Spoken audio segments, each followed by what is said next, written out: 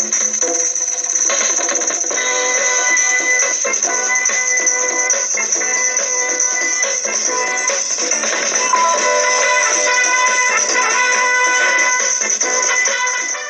to the TheWolverine.com Tailgate Show. I am Michael Spath here with John Morton to my right and Doug Skene to my left. We are at the Arena Sports Bar on 4th and Washington. And, well, guys, certainly last week we talked, we were expecting, I know Doug was expecting a different result. I believe he picked Michigan to beat Michigan State. When you look at that game, what just stuck out to you so significantly? First down was not very productive.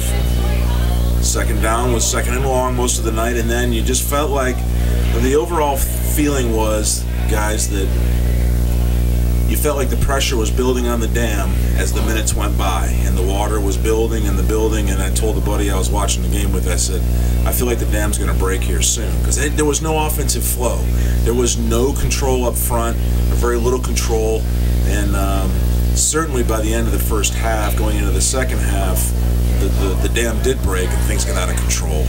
Yeah, absolutely. I thought your hope in that game, and the way I saw it, I didn't think they would move consistently against that defense. I just did not. I mean, you take your big shots in that game, you hope a few get through, but at 6-6, 27 minutes in, I'm still thinking, okay, this is about how I expected this game to go.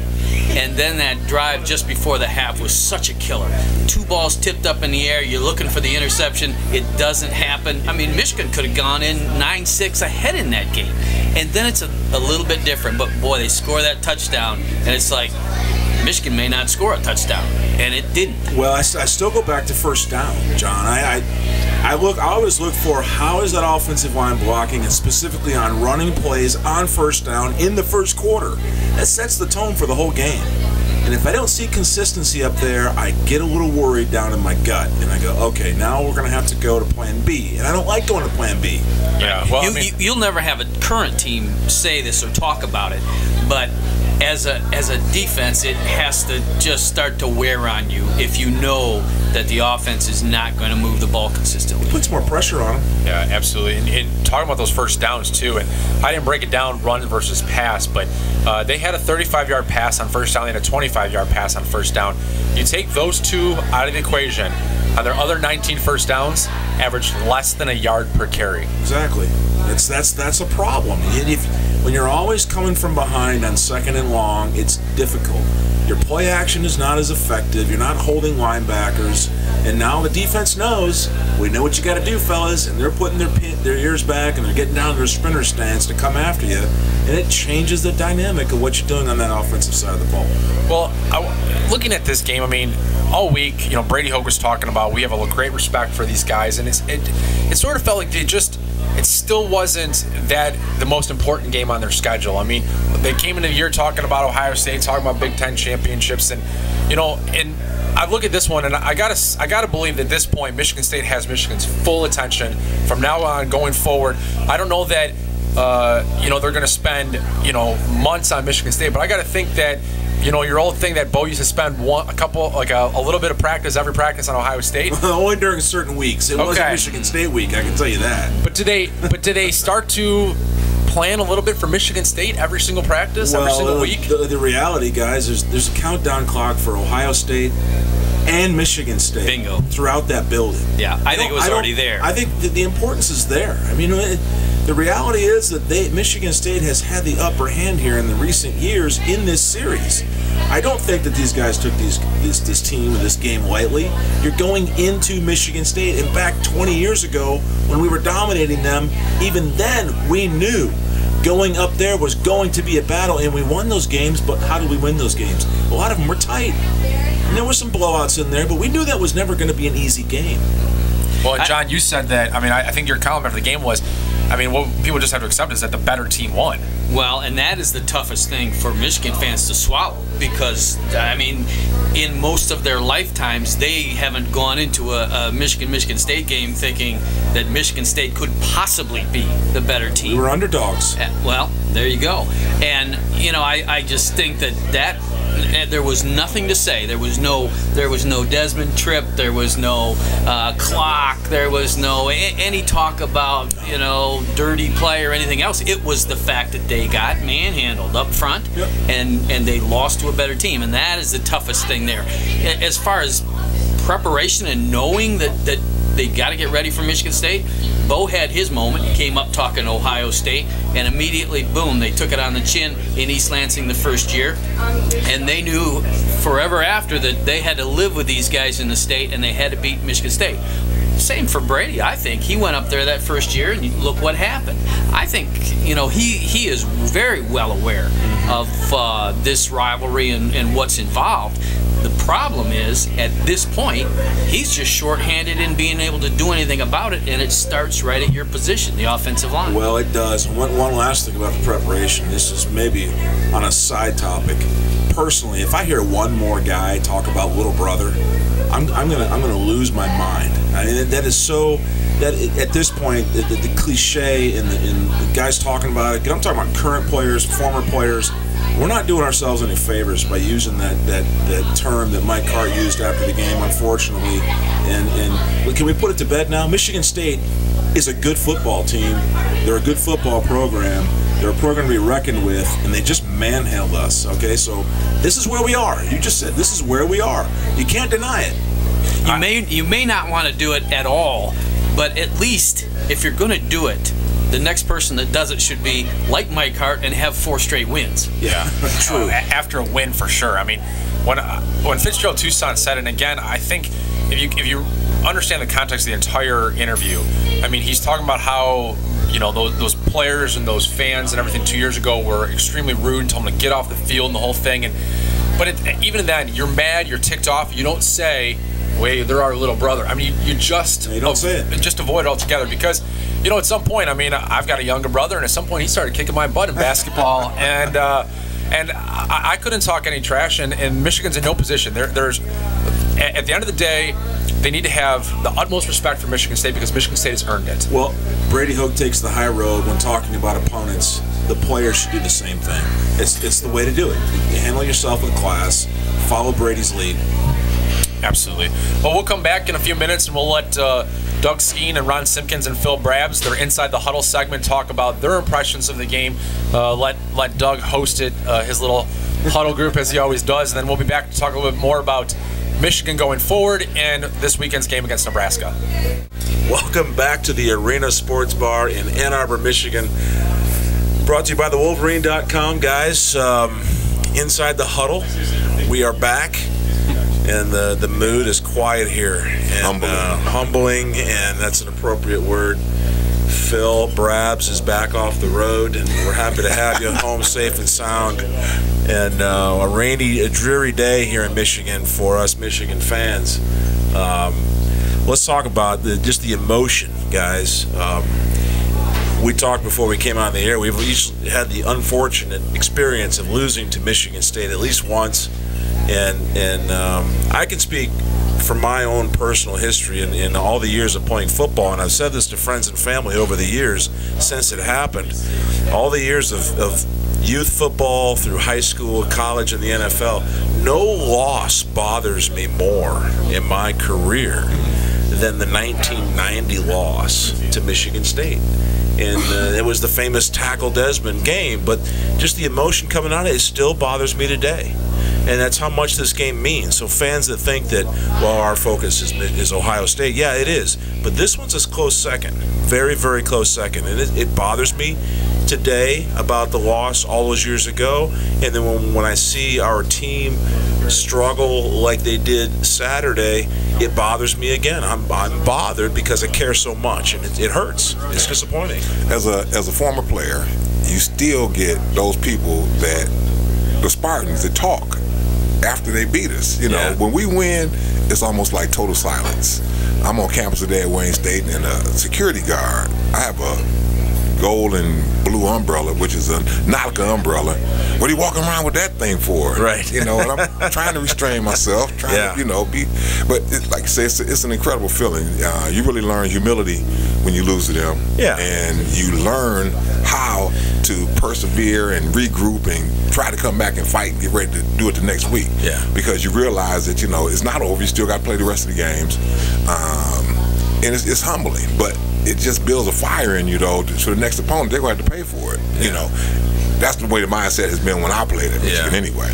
Phil? We lost twice at Stadium. Both times it was at Spartan Stadium. And it's that you get that deep fire feeling, and it's just and you got to wait 12 months to do something about that. Yeah, and I remember we lost in 2001, the infamous clock incident, and man. Well, you know what? That's a great. I'm glad you brought that up, because that one is an external reason to the frustrations. And as a former player, I remember that game, and that one still bugs me too.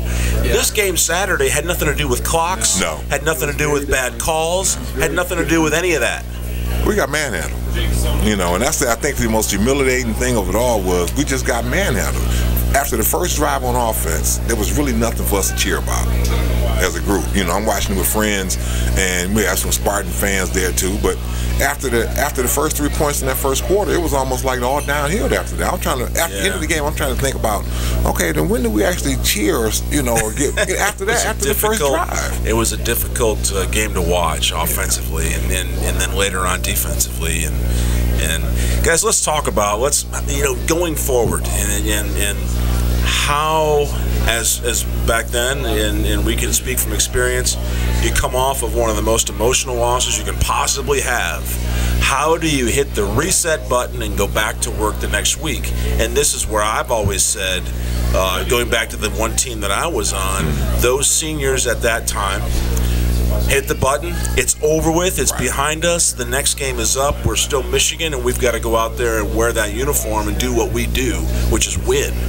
This is where the character part, I think, about Michigan football kicks in, because you really circle the wagons. Those guys in the locker room kind of unite around each other, and I think you really start playing for each other then from that point on. And after 2 losses, you really kind of circle the wagons and say it's us against the world, because let's be honest, you're gonna have some Michigan fans that aren't going to even want to come to games because you don't have a chance. They mathematically you do, but you look at it and say we don't have a chance to win the Big Ten championship or be competitive, so they're just selling their tickets for half price or not coming because of that. And it's realistic. It's there will be some that'll do that for sure. Yeah. Absolutely. But those diehards will be there. So that's when you circle the wagons and kind of say, okay, these are the people we're playing for. These are the fans that we're playing for. Yeah.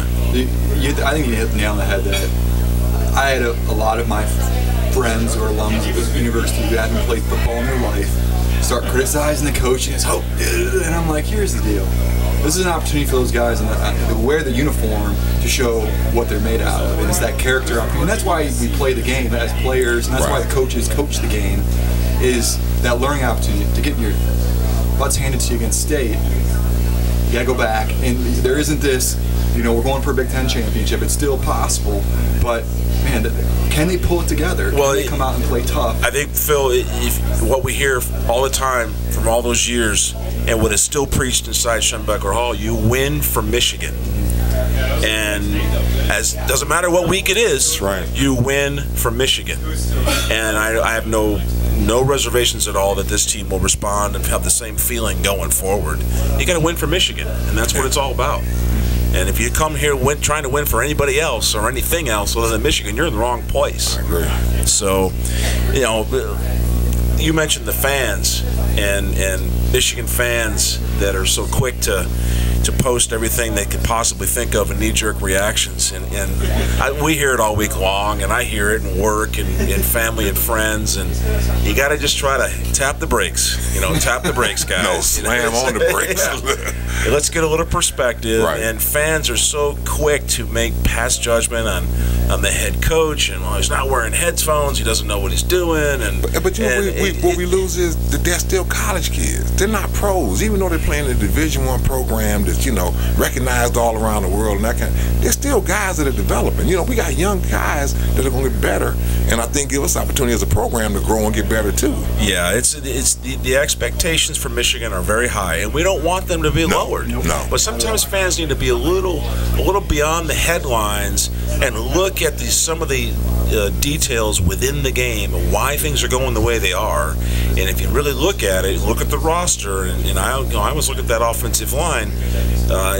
You've got some inexperienced guys in there. Brady talked about it. That doesn't happen overnight. I don't know how many different ways I can describe it.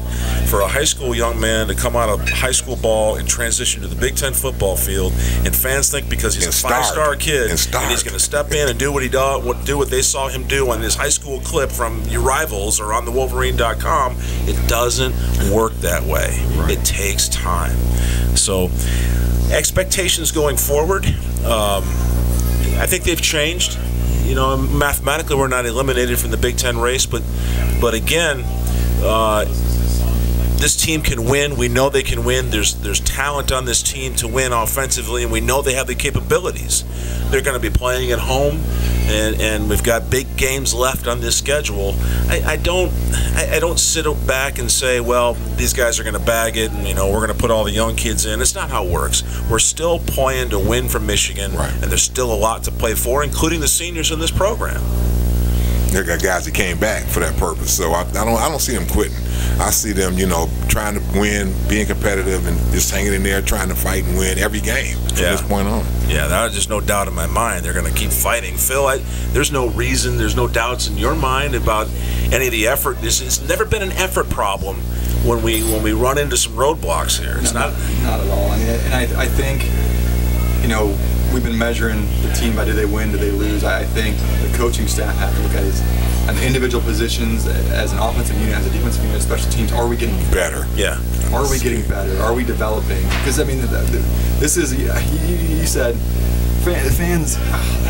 Really kills me. This kills me the most is when I was in Michigan. Ron, I know you played a lot when you were a freshman, but when I was there, freshmen never played. Yeah. They redshirted. They didn't play their second year. Right. If you started as a redshirt junior, that was like that's great. You're a starter. Then your fifth year, senior year is your year to shine. And I don't think the fans understand that. It's going to take some time to get the guys into the system.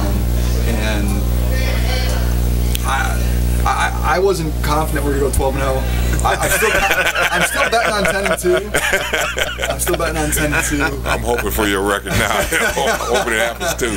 But I think there's room for improvement, and I love the fact that we're going to see this team, the seniors especially, and the coaches, they're coming off a tough loss. Right. How are they going to respond? How are they going to respond? And they have a lot to pay for at home.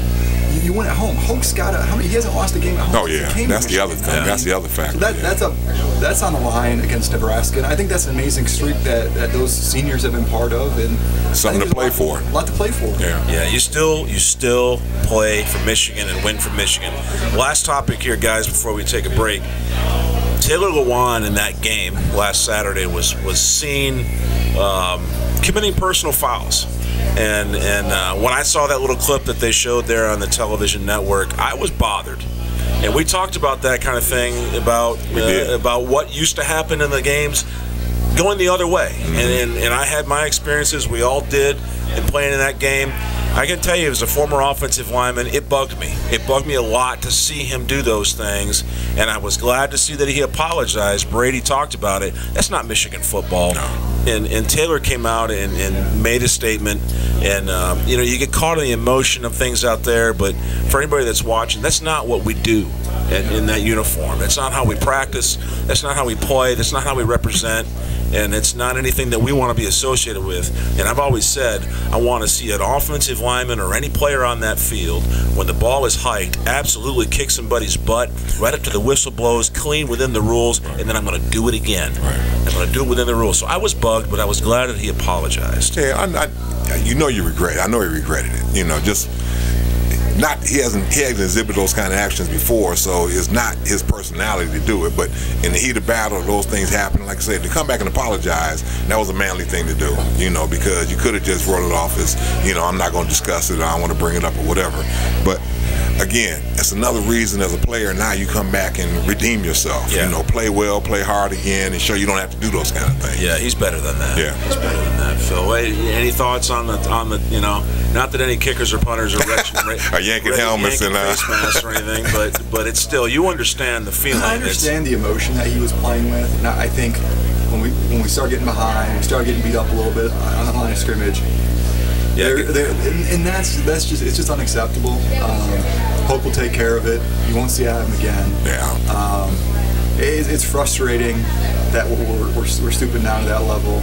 I mean, I told you, after that clock incident, that game came 12 months later. We won 49-3. I had 2 tackles on kickoff. Even the kicker wanted Man on a mission, huh? Even the kicker wanted a piece of the action. I kid you not. I mean, and so he had that game. He's not gonna get another chance. Yeah. He's gonna be done. But I just hope that they don't that next year, burning sensation on the road against State, not been very successful there of late. That they don't forget what happened. Yeah, I don't think he'll let them forget that. No, they're going to play for Michigan. They're going to play hard for Michigan because that's what guys do. They play here. So, and we'll look forward to see that happen. Absolutely. And we'll be back from the Arena Sports Bar here in Ann Arbor with TheWolverine.com. All right, back with the Wolverine.com Tailgate Show. I'm Tim Sullivan. Joining me for this segment, former All-American linebacker Ron Simpkins. Ron, the offense had a pretty poor performance against Michigan State, but there were some signs of life out of the defense. They kind of faltered at the end. They seemed to be on the field a lot and were put in a lot of bad positions by the offense. But what did you see out of the defense, and are there things that Michigan can continue building on over the course of the final 4 regular season games here? Well, I think the biggest thing to me was the right before the half when they scored their touchdown. You kind of saw the life just lead the team on offense and defense. But you saw signs. I still think I wish we were more of an attacking defense and going after it and putting pressure on the quarterback as opposed to, dropping back and reading and, bend but don't break, that kind of concept. To me, it's just, it just gives offense such an advantage. What do you think is the philosophy behind that? Is that they don't trust the defensive backs to cover guys one-on-one, and so they drop more defenders into coverage? I can't really tell. At this point in the season, you should have some confidence and know what personnel-wise, what guys are capable of and what they're not capable of. But I just never seen us take that approach this year at all in regards to attacking and putting pressure on them, because I hate the idea of an offense dictating what they're going to do, run, pass, that kind of thing. I like the idea of putting pressure on the quarterback, making him have to make a great throw, make a great catch for a receiver, that kind of thing. I think it just puts more stress on the defense, sitting back and reading and having to make a decision, react to what they do as opposed to making them do something you want them to do. Now, we saw some changes personnel-wise at specifically the linebacker position. We've seen Jake Ryan continue to get more playing time. Is he back to the old Jake Ryan that we saw last year and in Brady Hoke's first year? Or do you think there's still more room to see him get better? It's going to take some time. After an injury like that, I don't care who you are. The whole confidence level of just turning it loose and playing as opposed to, calculating and still thinking, I want to do this and, I still want to try to avoid this kind of contact on my knee, that kind of thing. But he's still an effective player. For us especially, he's an impact player, which gives us a chance to be a better defense.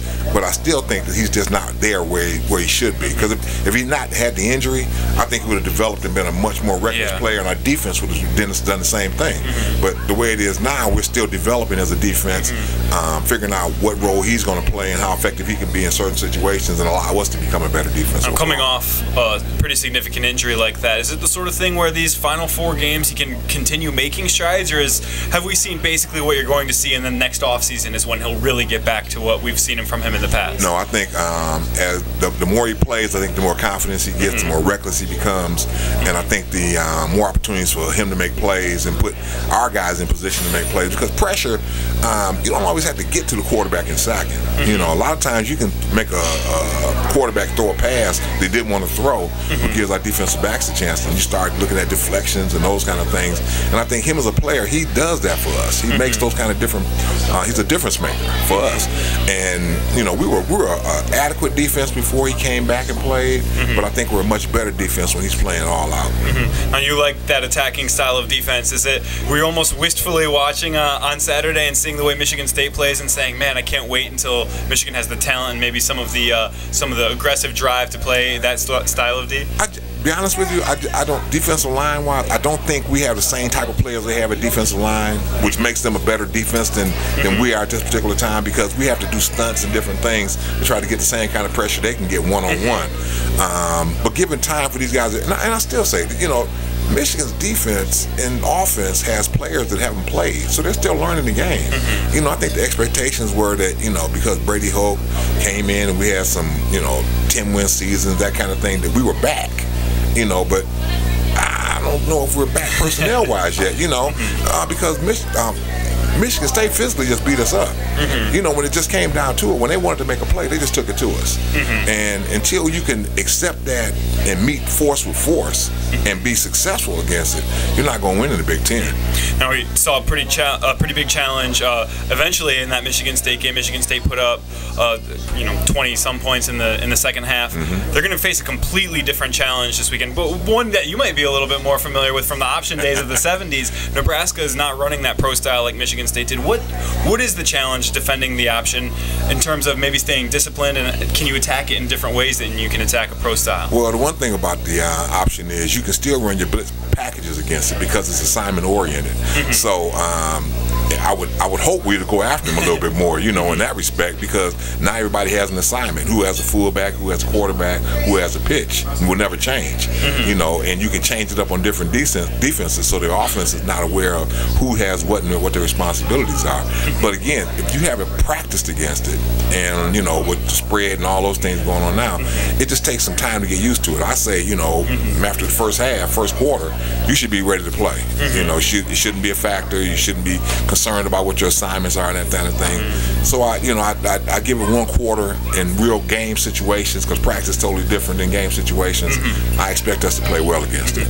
Now, in the pro style offense, the quarterback touches the ball in every play. In the option offense, he's making a complete decision on every play, whether to hand it off, whether to pitch it, who to throw it to if he throws.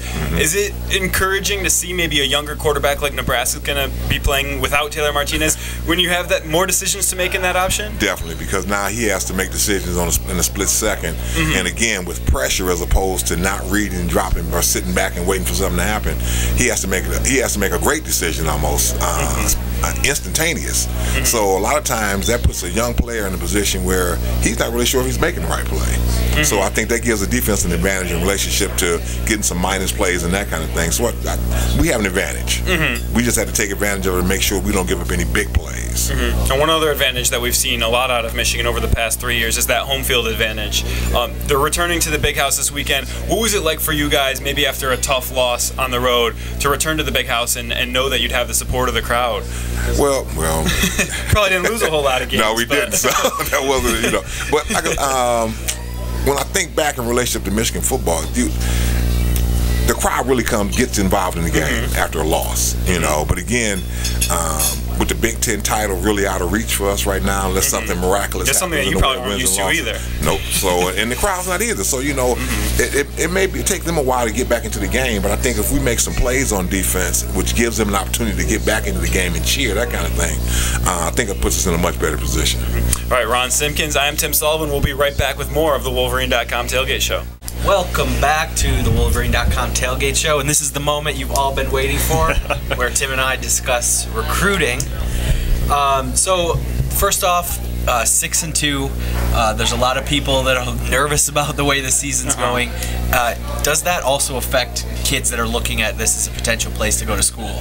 It really depends. I think one win or loss is not really going to affect, in the grand scheme of things, any particular recruit. Maybe if they're in the house for that game and they see a dismal loss or an exciting win, as we saw a couple years ago with Under the Lights 1, maybe we'll see dividends from Under the Lights 2 this year with the form of Deshaun Hand.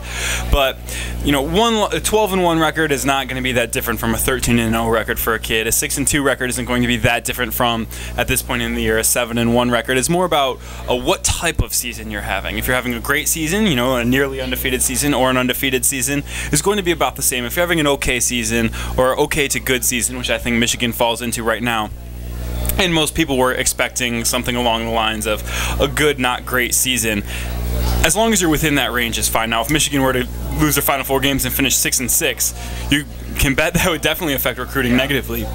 But at this point, I think they're doing most of what people expect of them. If they go 3-1 in the home stretch, or maybe even 4-0, I think it would be about what recruits were expecting coming into the year, and it would have them finish with what you would have expected before the season. And honestly, a guy like Hand, you can point to a game like that and say, look, we didn't get a great pass rush here. You can help us out right away. There are a lot of guys, like Jabril Peppers is another example. Obviously, he's already committed to Michigan, but he's going to look at games like that Michigan State game where they couldn't get the pressure and they couldn't get quite enough coverage and say, I can come in and make an impact immediately. This team needs me. I'm going to be ready to step up, and I can earn a starting position as a freshman. Yeah. Obviously, you don't want to be 5 or 6 years into your coaching regime and say, hey, look, we need you really badly, 5-star kid.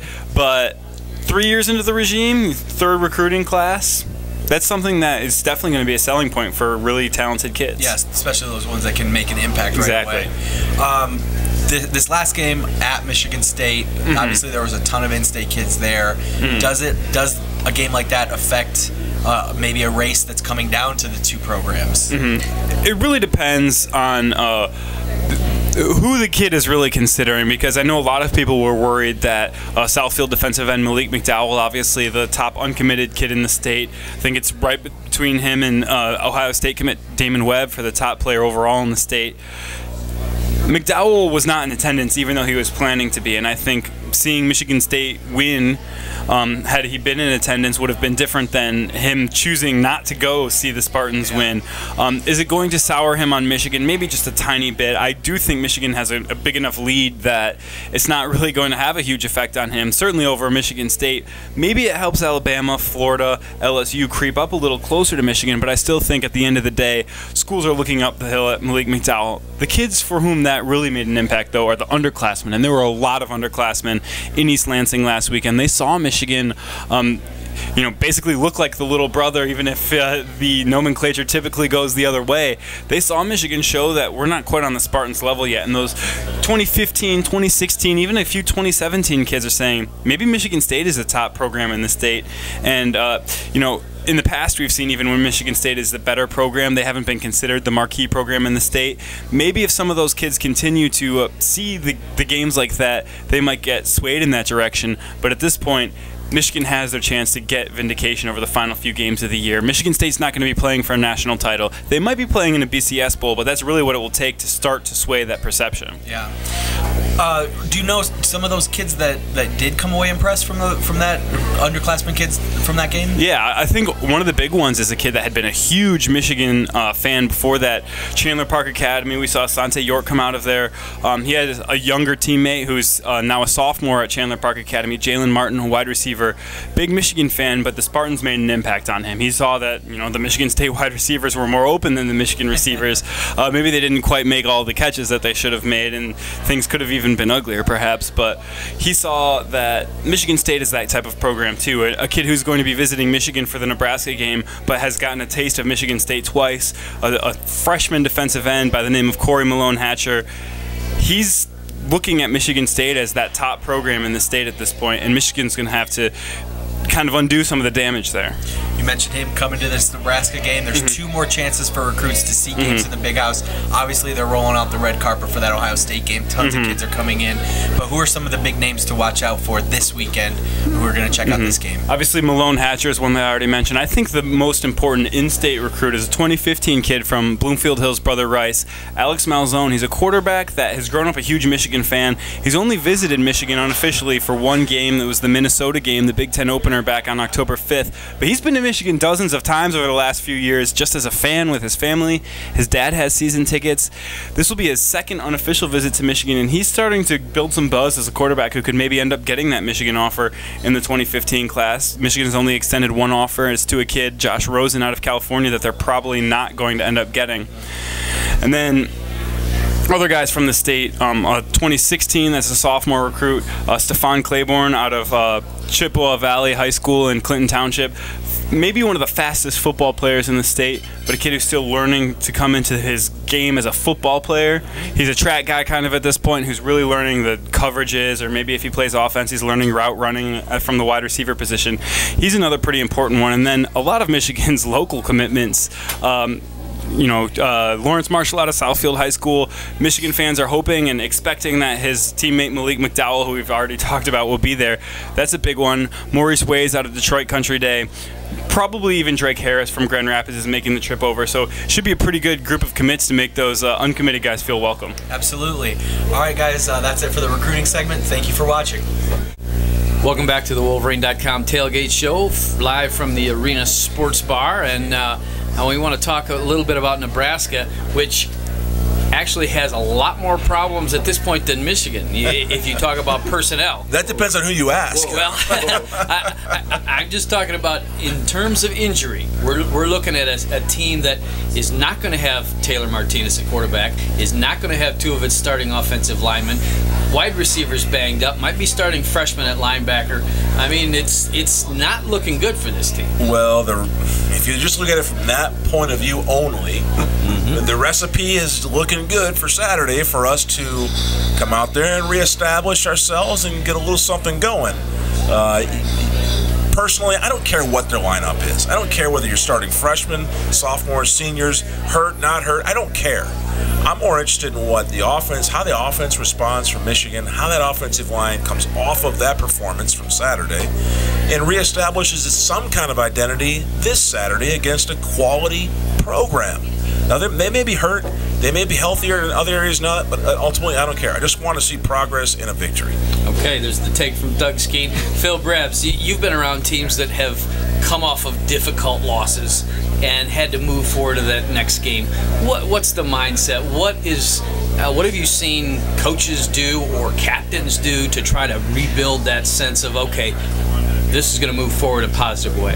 Well, at Michigan, I mean, in the players' room, they have all the games on the schedule, and I always felt the coaching staff did an amazing job getting us focused on just that next game. And this is a big game. It's a home game. We focused on the rivalry games, 3 of those this year, home games. Those are just always big games. Anytime you come to the big house, there's expectation you're going to come out and play like Michigan. And after that loss last week, those players, more than the fans, more than even the coaches, want to get out there and they want to prove that they're Michigan. People will be watching the offensive line in this one, obviously. They'll be watching Devin Gardner to see how he responds after he was sacked 7 times against Michigan State. Give me, each of you, a couple of things, whether it be position, whether it be approach, that you will be looking for in this game to let you know early that, okay, they had a good week, they righted the ship. Well, football coaches by nature are copycats. So Nebraska will watch the film of our performance against Michigan State, and they're going to do the same things. On passing downs, they're going to bring blitzing linebackers from different angles. They're going to run line stunts. And what I will be looking for in the interior offensive line is how those games are passed off. Will the guards flatten out the first man, get a little depth coming off with the post arm for the next one coming around? If you're out of position on that first move, when the second one comes around, your chances of blocking him are 0. So there's little tiny subtle things that have to be done correctly to block those kinds of blitzes and line games. That's what I'm looking for. And then, of course, always, how do we move people off the ball when we do try to run the ball? Are our eyeballs below theirs as far as position of getting to leverage points where you can move somebody, or are we playing high and out of position? Are our hands out of place? So again, I look for the similar things, but specifically when we try to run our pass pro and establish the pocket, can we maintain it? And the little things are how you do it. Phil? In my day job, I do strategy consulting, and what we do there is we look at data and we try to recognize patterns. And I think I struggle a little bit with our offensive play call. I think there needs to be, what I'd like to see is we kind of go with the flow of the game, but we take the game to them, like we did that first drive, although we didn't finish, and that we're able to do that on both sides of the ball this week. The defense, we go after them. We do what Michigan State did against us. We take the game away from them, and we take, on both the defense side and the offensive side, we bring the game to them. I will say, I think that's a little easier to do against Nebraska's defense than it is against Michigan State. So we're gonna, but good point. You have to do it and see, make those big plays early, put them in a hole. I just think this is a Nebraska team that, if it falls behind by a couple touchdowns in Michigan Stadium, it's going to start having flashbacks to 2 years ago. But Doug, I said this to you off the air. You never were in a position where you had to approach a season where you were close to being out of the race. I mean, you were used to championships. Yeah, we won. What's the big thing for this team? I was fortunate to be on a Big Ten championship team my entire time here. I don't know the feeling of not having a chance. Now, we say that mathematically we're still in it. Yep, Crazier things have happened. But this is the challenge to the upperclassmen and the coaching staff down there in the building to realize that they're still out there. And like we've talked about earlier, it doesn't matter. You don't look past this week. You go out there to wear the uniform. You're playing for Michigan. And as soon as you start to question your motivations to go out beyond anything but playing for Michigan, then you need to decide whether you want to be here or not. There you go. Doug Skene, Phil Brabbs from the arena. Thanks for joining us.